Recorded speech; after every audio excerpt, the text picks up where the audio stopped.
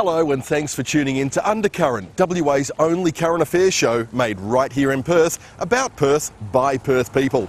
It's great to have you with us this evening, coming to you from beautiful downtown Leederville. Tonight we've got another great show lined up for you. Following on from our segment last week about cervical cancer, journalist Mara Pamana went to get the latest on prostate cancer, a disease that affects just as many men as cervical cancer does women. But it doesn't get anywhere near the same amount of attention. We'll find out why. I'm here with Steve Pratt and we're talking about prostate cancer. Steve, what is prostate cancer? Okay, so prostate cancer, I guess, is, as the term suggests, cancer of the prostate. As we get older, most men's prostate becomes enlarged, and in some cases men get a cancerous prostate. So that's what prostate cancer is. What is the best way to test it? So what I would encourage men to do is, if they are worried or interested in prostate cancer, to talk to their GP. Some men will elect to have testing and some men won't. But when they do have testing, the recommendation is they have both the blood test, so PSA, and the digital rectal examination, which is the finger up the backside. Those two tests really need to be done together to get the best kind of determination. Here's how it works. A PSA, or a prostate-specific antigen test, is a blood test used to try and measure prostate cancer activity.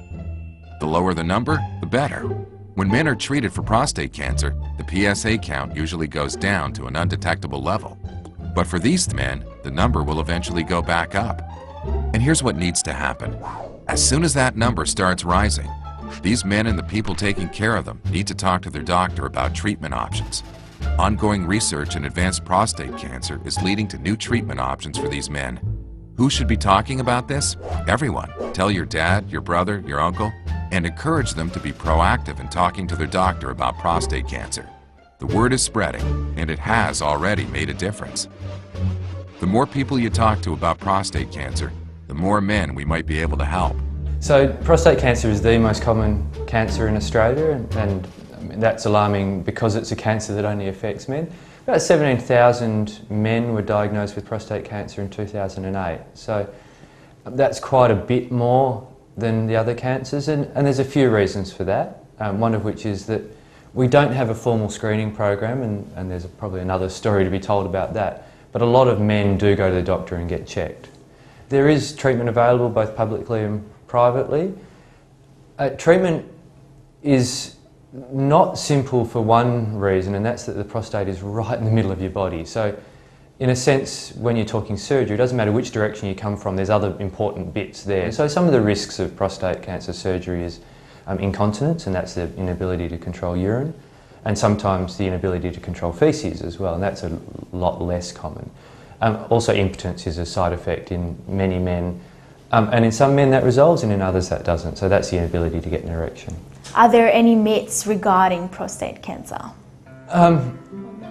There's a myth, and it was a few years ago now, it hasn't been around for a while, that the more frequently a man ejaculated, the lower the risk of prostate cancer, and that's essentially been disproven now. It's, so it's not a case of use it or lose it.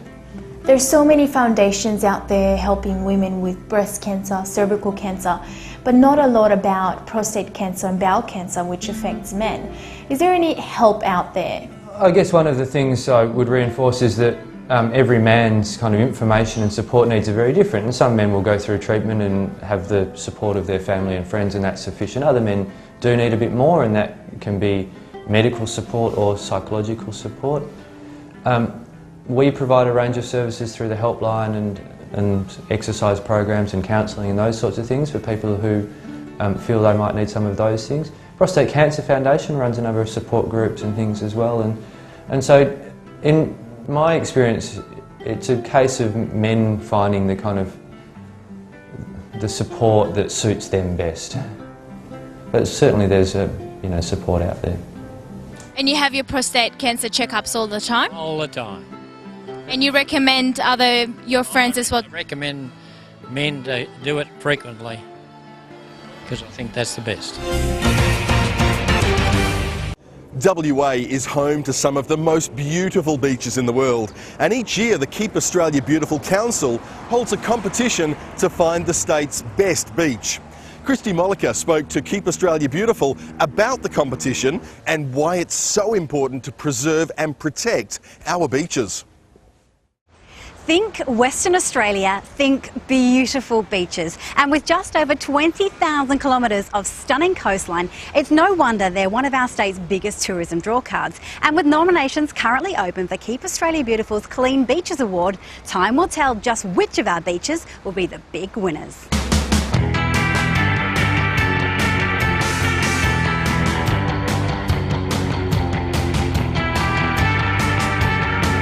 Why are our West Oz beaches so special? Well, I think all you have to do is look over my shoulder and you can see why. I mean, they're beautiful, they're pristine and they're accessible to anybody, but also I think the fact that they play such a part in our culture is very important. It's why they're so special, particularly to Western Australians. WA leads the country in discarded cigarette butts. Our beaches here are some of the most polluted in the country. What do you think about that? I think that's pretty sad, actually. In terms of cigarette butts, over 7 billion cigarette butts are discarded carelessly each year across Australia. And what happens is they get discarded in roads and in parks, and they get put into our stormwater drains, which eventually ends up either in our rivers or our oceans. So that's pretty bad. It's not that hard to clean up your litter on the beach. It just requires everyone to do a little bit and either put it in the bin or take it with you. So Rowan, tell me about the awards. The Keep Australia Beautiful Clean Beaches Awards are a community pride program designed to reward communities that protect and enhance their beaches. There's 5 categories and an overall winner. The 5 categories are litter management or litter protection, the Environmental Management Award, there's the Resource Management Award, and there's a Community Action Award, and there's the Friendly Beach Award, which rewards beaches that have good visitor facilities when people arrive, so they feel safe, they feel welcomed, and they can understand the information that's given. So how is it actually judged? People submit a nomination and then the 4 judges assess those nominations at a desktop session, and from there the coordinating judge goes out and visits the beaches and then gets more information about the beaches. So let's talk about last year's winners. Who were they? They were Rockingham Beach. Rockingham Beach won the overall Clean Beach Award, but they also won the Resource Management Award and the Friendly Beach Award as well, so they did very well last year. And do some of the winners go on to be judged at a national level? Yes, they do. The Rockingham will be representing Western Australia in the National Clean Beaches Awards, which is going to be held in Adelaide in May. And why should you nominate a beach? Well, the Clean Beaches Awards instill community pride, and that makes people want to protect their beaches. And it's a really important thing that we look after our beaches. And joining programs like this really enhances the community aspect of the beaches, and it really enhances their importance in our lives. So why is it so important that we look after our beaches, and what can we do to help? Well, I think because everyone uses them so much is a big factor as to why we need to look after them. I mean, I think Western Australia's a fair way off this, but there has been documented cases overseas and in the eastern states where beaches have actually become unusable because of pollution or litter. And I don't think we're going to get to that state very soon in Western Australia, but we do need to think about that because they hold such a dear place in our hearts. They've got the most beautiful beaches in the world, I think.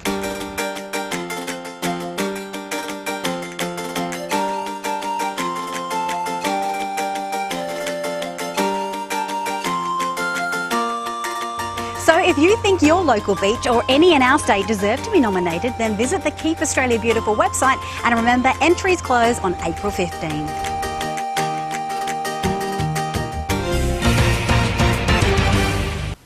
Tonight, Nick Hayes was at Black Tom's with Gareth Parker, political editor from the West Australian.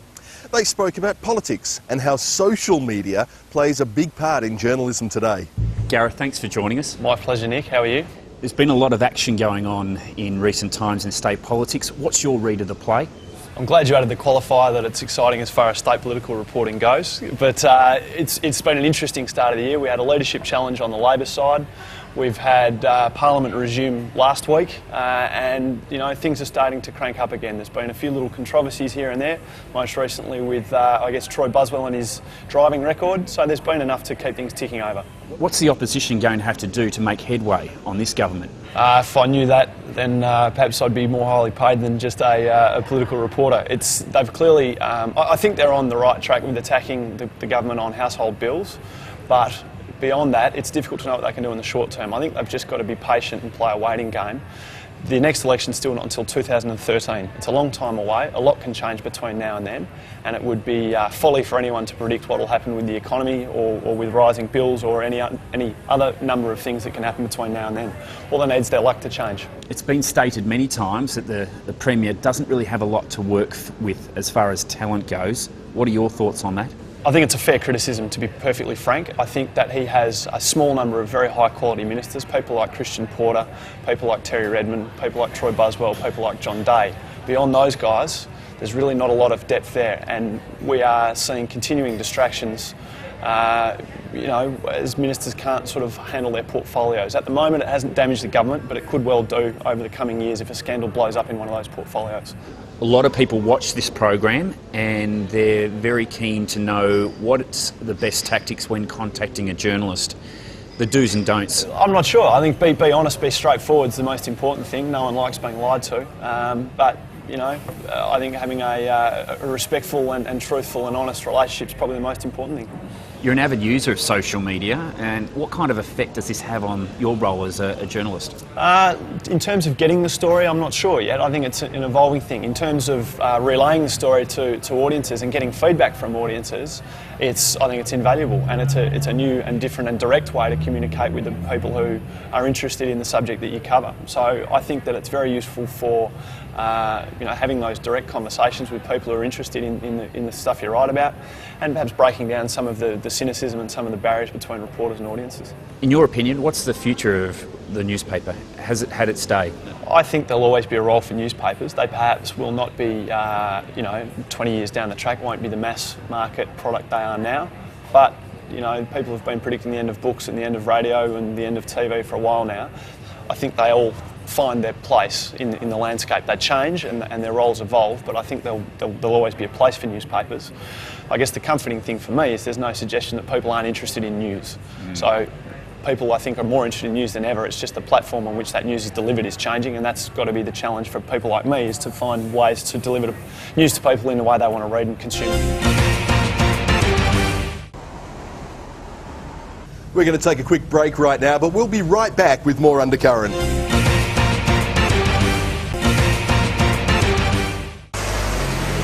We all know cars and trucks are very big emitters of carbon, and in fact carbon is going to be taxed. The new carbon tax is something that Julia Gillard is apparently backsliding on at the moment.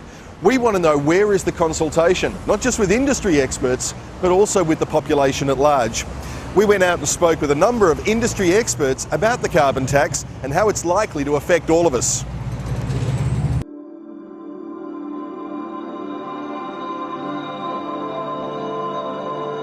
After stating categorically that there will be no carbon tax under the government I lead, Julia Gillard has announced a carbon tax, a carbon tax, a carbon tax. A carbon tax will increase the price of energy that's generated from carbon-based sources, so coal-fired power stations, while energy that's coming from renewable energy sources won't be affected because it's carbon-free.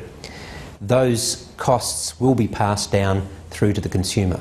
It will mean that the price of energy from coal will be more expensive, but the price of energy from renewables won't be any more expensive as a consequence of a carbon tax. It's very sketchy at the moment because there's no actual price on carbon. We just know that people are going to pay an additional tax with carbon.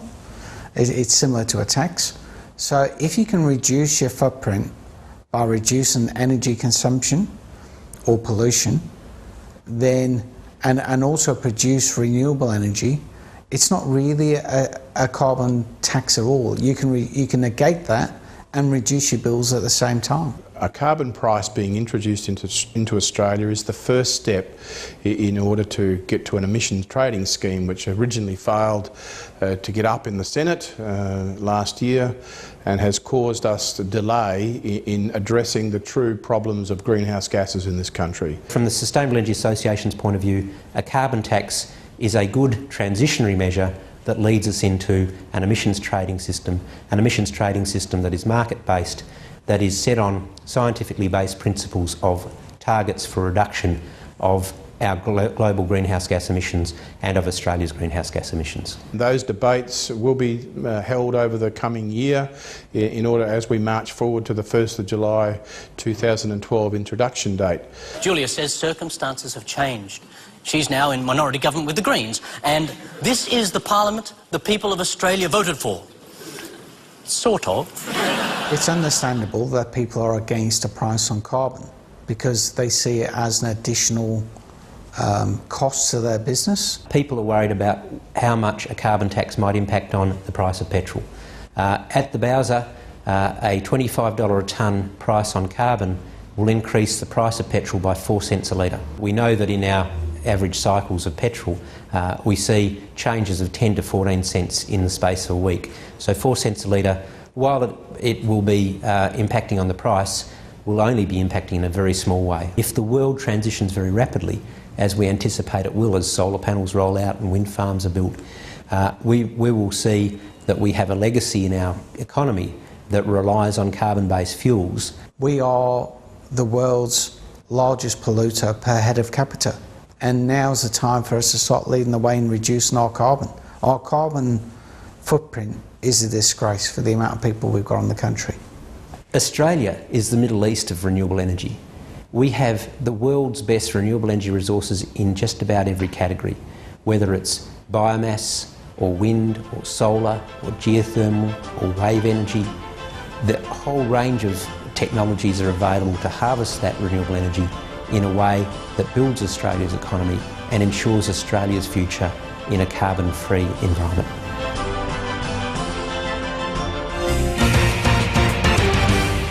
In the light of recent events in Libya and Egypt, there seems to be a lot of debate over the role of the West as peacekeeper. Today we're on the streets of Perth to find out your opinion on foreign conflict and whether you think that Australia should intervene or not. When do you think it's right for a country to intervene in a foreign conflict? When they think they can make a difference. When they have no access to making the choices themselves, i.e. dictatorship. I think when probably innocent and probably vulnerable people are getting hurt, so mainly for humane reasons. I think when it's impacting human life, human rights. I think they should be involved from a negotiation point of view to try and resolve the solution. Only when there was some sort of interest for that country to go in there, or if they asked for help. If they didn't ask for help, then why would you do that? Do you think the intervening country should wait to be invited, or do you think they should just storm in? It depends, because a lot of people probably don't have a voice that are actually the people being targeted. If it's like a humane sort of thing, maybe they haven't got the ability to speak out. They're maybe being held back or like replaced by like whoever's sort of, if there's like a place where there's like war laws or something like that. I see it as part of an international community decision, not necessarily a country's decision. Yes. The majority of the people in the country will somehow be able to access alternative powers, alternative governments. Well, we've got a United Nations that deal with those sorts of things, and they see what's going on around the world, and maybe it's their position to, as a united group, to maybe inflict or decide that they need some help if they don't know that they need that help themselves. Well, I think it's up to the United Nations too, isn't it? But I still think maybe the country involved should have some say. I guess if there was a lot of kind of human suffering and things like that, then maybe it would be justified. But it would have to be something that I guess they couldn't work out on their own. Yeah, I think they shouldn't be inviting people. I think the thing that's going on right now in Libya, I think any country that's available that can provide help should be there to help without being invited. Well, they have to look at the situation. If the people are being hurt, I'm usually going to guess that the people don't like that. So they're going to, have to step in, and the country, like any other man, has to do what he feels is right, and that's probably the best thing he can do. So it seems that most people are against intervention unless people are getting hurt or human rights are being compromised. This seems like quite a moral standpoint, and hopefully the governments will follow suit instead of going into countries for purely economic reasons. Australia's most restrictive classification for video games is currently MA15+, and those classified as R18+ overseas are often banned outright. Does Australia need an R rating for video games to allow the violent games into the country? With the average age of gamers in this country at 30, is the system really about protecting younger players?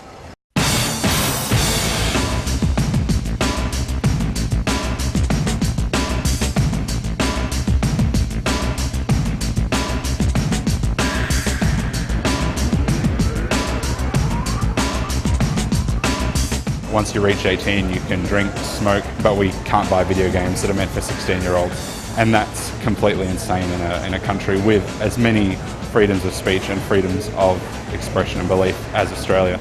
Do we want violence either out in the streets, or do we want it in our games? To say that you want it in games and as entertainment and not have it out in the streets is just being hypocritical. Generally, the areas that the classification board looks for are anything that portrays realistic violence or realistic drug use or realistic sexual acts is generally something that will probably be refused classification. The classification board is incredibly inconsistent and will often let games through into an MA15 rating that are rated adults only in other countries. So the inconsistencies really are alarming. I think that is one of the biggest problems with the classification system at the moment. I don't think the system's perfect by any means, and some of the things that they've chosen, may not be right. And I know there have been quite a few instances where they have been wrong, but we just got to still believe in that system. There's many games that should be adults only are classified MA15+. So there's a lot of difficulty for parents in identifying exactly what content is appropriate for their child because they can't ever really be sure. And the fact that a kid can buy an MA15+ game on their own a lot of the time, even though strictly that's illegal, many games retailers will just sell it to you without a parent present or requiring any ID. It would depend on how it was implemented, but the ideal restriction would be in the sense that you have to provide ID for a purchase and the games are kept out of general public view. That would definitely have an impact on children not only seeing the games, but they will be completely unable to purchase them. If you also implement a system which involves heavy fines for retailers and selling games to minors, then you have a very effective method of stopping the distribution of these games into children's hands. Kids will find a way to access R18 games if it was ever introduced. Kids are more computer savvy. If people are going to download things off the internet, they're going to do it anyway. It doesn't matter what rating it is. And where there's a will and a way and they can get it for free, they're going to download it. Of course, they could still go on the internet and download them.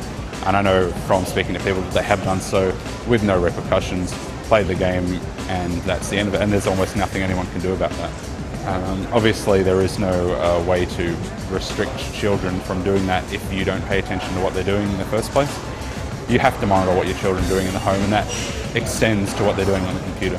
What I found was there was a lot of incidences of copycat crime that was not so much as instigated by children, but it was actually by adults. Should it be R18 plus or should it be R30 plus? Because the gamers are around 30 years of age as well. I certainly played video games from a very young age, as did a lot of people my age, and I don't feel the urge to run people down when I get into a car, and I don't feel the urge to pull out a gun and start firing grenades into crowded walkways. It's simply not something you do, and I think that blaming video games solely for that is laughable. There are a lot of other ways to receive negative impacts in your formative years. I mean, if you get bullied as a child, that's very likely to damage you as you grow up. At the end of the day, there has to be a standard. Society has to say, look, this is the bar, this is the boundary. We don't want to go beyond that. I think Australia should be a safe place. And let's start with the games. The video game industry is bigger than Hollywood by an order of magnitude, and we need to be aware that video games are as valid a storytelling method as a movie or a book. Obviously, if you're making an R18 movie, there's no need for you to make an R18 movie. You just choose to because you have a story that deals with high-impact themes, that speaks to a lot of people, and you want to tell it. And it's the same with video games. These are now quite broad, drawn-out stories with a lot of depth. Slaves. I'm gonna kill you. You can't. If my heart stops beating, for any reason, the headband will discharge a lethal dose. If I die, you die. Oh. Well, that's all we've got time for tonight. If you'd like to get involved with Undercurrent, or you've got a story that you think we should cover, please get in touch with us here at West TV. This is your show. about your city, and we'd love to hear from you. Your feedback really is a very important part of how we put this show together. Why not visit our website at wtvperth.com.au and join in with our discussion forums. We'll be back again next week, and we'd love to have your company then. Thanks very much for watching. I'm Jason Jordan. Good night.